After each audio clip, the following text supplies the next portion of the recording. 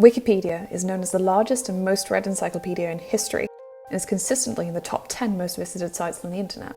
Its content is created and maintained by volunteers, with 6,406,779 articles in English alone as of November. The problem with Wikipedia, though, is also the thing that makes it great: open collaboration.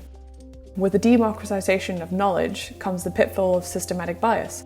And although Wikipedia's own content policy requires articles to be written from a neutral point of view, the nature of how the content is generated makes the question of content reliability legitimate.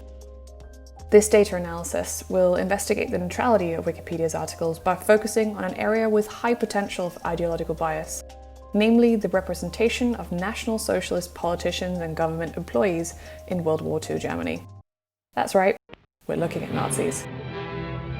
Our pages were selected from 2 wiki-generated lists titled Nazi Party Leaders and Officials and List of Major Perpetrators of the Holocaust. The text files were then extracted from Wikipedia and processed for each individual name on the list, and the outcome is a set of 367 names and the content of their corresponding Wikipedia entry.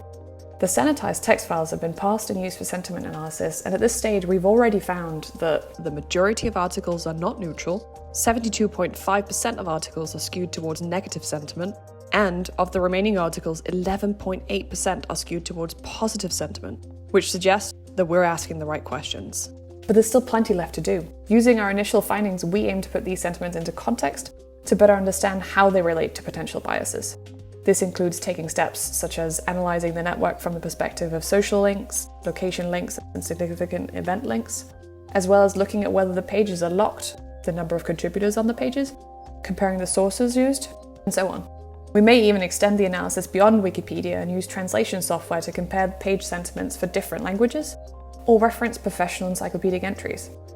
With so many potential avenues to explore, we're excited to get started, and we hope you'll be excited to hear the results.